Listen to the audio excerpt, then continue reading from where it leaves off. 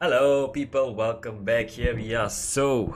Australia, Melbourne, Albert Park. Here we are for another hot lap, and this time, well, it's not really the best track I'd say for me. At least in this game because of how the curbs are around here, and how literally you have to like mount the curbs like a chimp.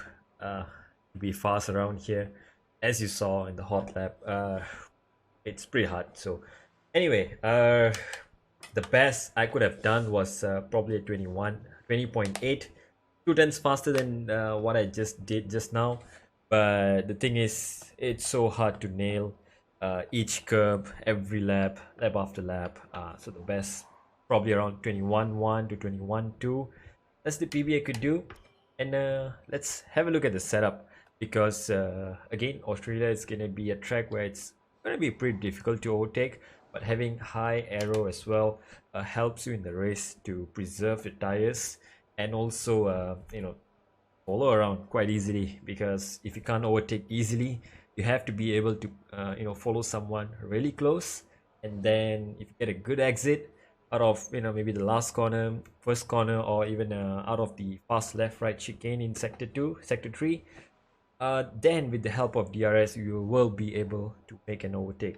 So 11.8 is the arrow that I'm using.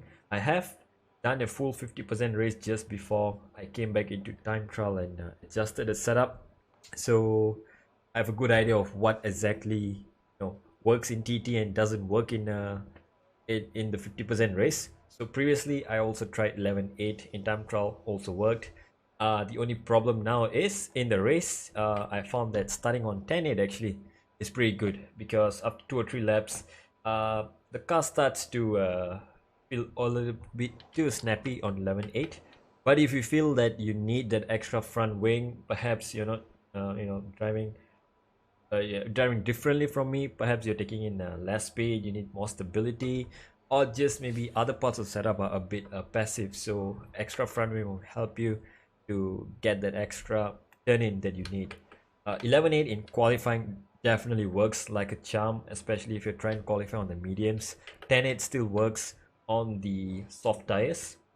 And transmission, I am using a 90/57 throughout the lap. The reason why I'm not putting it at 100 is because there's a lot of accelerations that you have to do on the curb, particularly like coming out of turn 1, right? The fast chicane on turn 1 too. That as well, and pretty much everywhere else, you are somewhat accelerating on the curbs while not fully, full throttle yet. So a little bit less on the on throttle helps to make sure that the rear is not spinning up too much. So that's why I'm keeping it at 90. You can even try 80, that also worked. But I found 90 just to be just nice. 80 was a little slidey, quite surprisingly, because that's how differential work. You go too low, you also induce wheel spin. You go too high, you induce wheel spin, but much earlier and harder to catch. So 90, perfect balance for me. Off throttle, started off at 50, excuse me, started off at 55, and then I gradually increased it to 56 and 57. Worked really nice in the race and also in the qualifying. It keeps the rear very stable under acceleration, and also while taking corners, that's when you're off throttle, right? So it keeps the car stable, keeps it just nice over the curves a little bit, so you don't really lose the car if you take some of the curves in the right way. So 57 just nice for me. Suspension geometry, again, right, left, left, left. You need this to get the best response from the car. Brake camber is maximum to the negative side. That's to give you best high speed grip, which you will need around here. There are plenty of high speed corners here. Slow speed, you don't really lose that much by having extra camber here. Front camber, again, I'm keeping it at 2.5, just nice. Any more than that, then it starts to make the car a little understeery on entry. But mid corner, you may have more grip. So if you feel like your corner entry is really perfect, it's very sharp, but mid corner you're having a little bit of understeer, perhaps 1 or 2 clicks of front camber will help your car to get that extra grip. But be careful, this may induce some oversteer on corner exits if you are not smooth with your inputs. Suspension. Now this one, my baseline always starts with 1-1, 1-6, 2-7. Also works for Australia. Like I said, this baseline suspension setting works pretty much in all tracks. If you want to use, you just have to adjust the wings. But to fine tune it, I have reduced the front ride height so that I get a sharper turn in as I want. And I increase the rear roll bar just so I get a bit more turn in on the rear in high speed. Now, one advice that I'll definitely give is consider using 2.7 ride height in the race, because before it's lock walk park firmware, so make sure you load in 2.7 in the setup during qualifying. Otherwise you'll be stuck with 1.7. So 2.7 just helps the front to be a little less pointy, so induces a bit of understeer. But as the race progresses, when your tires are wearing down, it's going to keep the car pretty stable, even by having extra front wing at the time. So 2.7 is definitely good for the race. Also give you better clearance over the curbs if you need it. 1.7, pretty good clearance as well, not really that bad around here. So this is how you can start, or you can reduce the rear anti-roll bar to 5 or 6 if you feel the rear is just snapping out mid corner, or maybe it's too responsive. You definitely can reduce it to reduce the oversteer. Brakes 150, no question about this. As always, can consider using 51 around here actually. Kind of okay, because there's a lot of braking zones where you have to trail brake, and if you have your brake bias all the way back to 50 with a stable setup, that's okay. But with a setup that's a bit pointy on the front, you may need to raise the front brake bias to maybe 51%, just so you keep the car stable under braking and you don't lose the rear under trail braking. All right, so 50, 51, pretty good overall. Tires, rear tire pressures are going to be on maximum. That's just to, you know, give the best tire life around here, and maximum stability through all corners really. It helps even more in the high speed. Low speed you notice it less, but in high speed, high pressures means better stability. Same goes for the fronts. Having high pressures gives you better stability, so you want that through the high speed. But if you go too high on the front pressures, as always, you know, increasing the front pressures means the front will become more responsive. Your response is much more agile, so it may induce some oversteer in the car if you are a little too sharp or little too harsh with your inputs. So you have to be smooth with it. And also higher pressures means higher tire temps as well. From what I tested, for me in the race, starting on the mediums and going on to the softs at the end, 23.4 works just nice for me. You can even try 23.8 if you feel the temperatures are under control, and this will reduce the front wear even more. But you want the front and rear tire wear to be about equal, so I'd say 23.4 is just nice. If you have some overheating issues, you can go down 1 or 2 clicks. Again, minimum would be 22.6, which also I tested and worked out quite nicely in the race.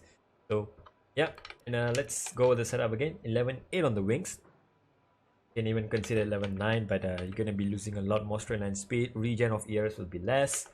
10.8 works also quite nicely for the race start, and perhaps drop it to 9.8 in the later part of the race when you are maybe on the softs, or if you pit again under safety car VSC with low fuel or soft tires. Definitely lower the wing. Perhaps that may help you, you know, get a better overtaking opportunity, and also makes the car less oversteery with lighter fuel. Transmission is going to be 90-57 all the way.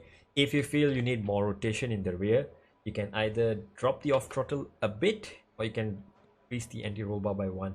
But since roll bar adjustments are pretty powerful, you know, even one click has a lot of effect. You may want to consider which one to adjust. If you have understeer in slow speed, if the car is not turning in at slow speed, say the second last corner, it's a slow hairpin-ish corner, you may need more rotation there. You can drop the off throttle. But say in high speed, the car is not responding, you may want to increase the rear anti-roll bar by 1 click probably. Alright, or you may need to do both to achieve the best result throughout the lap. So you have to play around with it and adjust it accordingly. Suspension geometry, keep it the same regardless of any situation. Suspension 1-1, and then the roll bars are 1.7. You can reduce the roll bar on the rear if it's getting a little snappy, or you can even increase the front ride height to reduce oversteer. Brakes 150, tire pressures 23.4, pretty good on the front. You can go as low as 22.6 or you can go as high as 23.8. Keep the rears at maximum. That's the best pretty much for all tracks. And all the wets, if it's starting to rain or it's going to be a raining race or mixed condition race, right, then it's definitely worth increasing the rear wing to 9 or even 10 around here. And just make sure your front wing is at 11 as well. This is going to help you massively in terms of pace, and also, you know, under braking and acceleration, you'll have so much more grip and confidence to go around the lap. 11 may be possible, but you know, it'll start to get a little understeery and you'll start to lose more time than you can gain. So maybe 9 or 10 depending. All right, so keep the front wing at 11 and you'll be good to go. Transmission in the rain, definitely drop it down to 56 or 55 depending on how much rotation you need. The lower you drop, the more you'll get. Also helps in the rain to, you know, make sure the car slows down and rotates nicely under braking. Suspension geometry, keep it the same. Suspension, actually you can drop the rear end roll bar by just one click from where you're starting off if you feel the rear gets a little oversteery in the wets. And you can also raise the ride height to maybe something like 2.8 or leave it at 1.7 or try 1.8 maybe. But don't go too high on the ride height, otherwise that starts to compromise your you know, your overall balance of the car as well. Too high and, you know, you will not get any downforce generated in the car.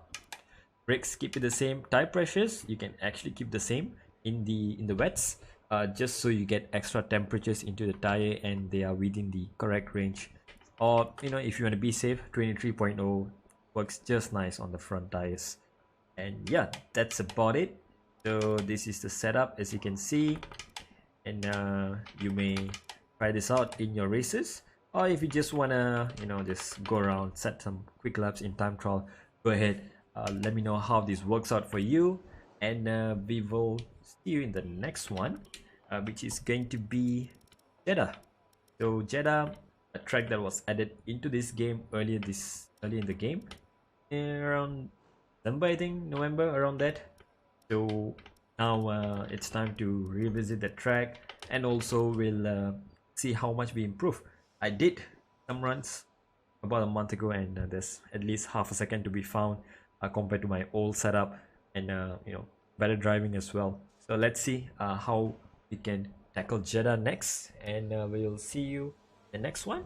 Till then, take care, stay safe, check out the other videos in the playlist, and we'll be back. Ciao.